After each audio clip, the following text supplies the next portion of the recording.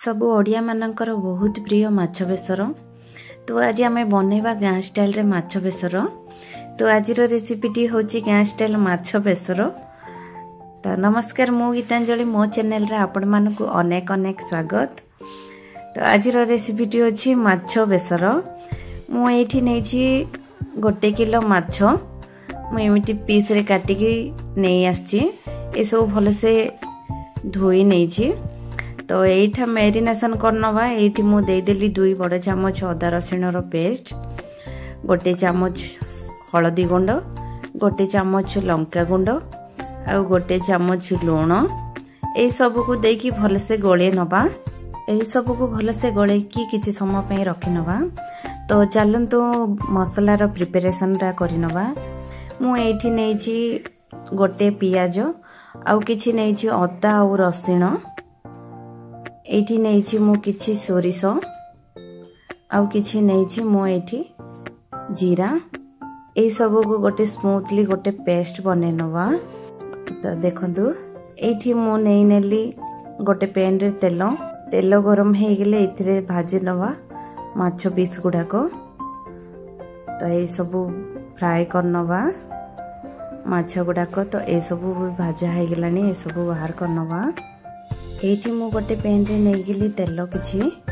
तो एठी दे दिली 2टी कंचा लंका आ किछि पियाज। एठी मु आ किछि पोटण के किछि मसला भी ऐड करनी। एठी मु दे दिली तेल फ्राई करिथिबा किछि तेल दे देछि। तो ए सब को भलो से भाजी नवा जाकि गोल्डन ब्राउन हैला पर्यंत। एठी मु दे दिली 2टी टमाटो। टमाटो आपण चाहिले प्यूरी भी बने की दे पारिबे। मु गाँ स्टाइल रे बनौछि तो सेति पई मु एमिति काटिकी नै नेछि। एइतरे किछि दे देली लूण। तो ए सब को किछि समय पई भाजी नवा। एठी मु दे देली सुरिस बटाटा। तो सेतिरे अल्प टिके पानी भी दे देली। तो ए सब को भलो से भाजी नवा जहा कि हमरो कंचा स्मेल गला पर्यंत। तो एठी मु दे देली लंका गुंड, हलदी गुंड।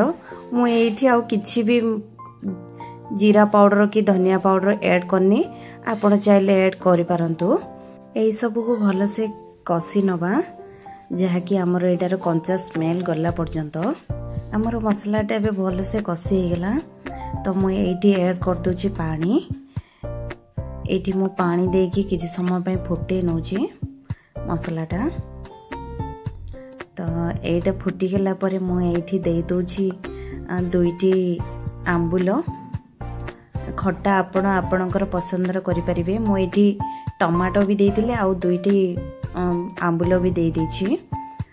तो खट्टा आपणक पसंदर करि परिबे।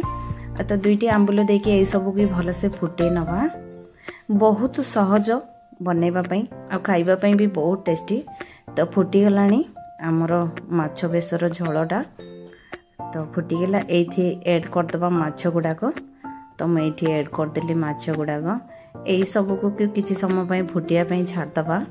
एमिति थरे निश्चय बनांतु, बहुत टेस्ट लागिवो आ बहुत सहज रे बनि जिवो। तो देखि पारथि हमरो बेसरटा रेडी हे गेला। एठी मु किछि देइ दिली किछि धनिया पत्र। तो एटा पूरा रेडी हे गेलानी खाइबा पई। एमिति थरे निश्चय बनाई की खांतु। मो वीडियोटी जदि भल लागिथियो गोटे लाइक आ गोटे सब्सक्राइब करि नेबे। रहिले नमस्कार। Thank you for watching.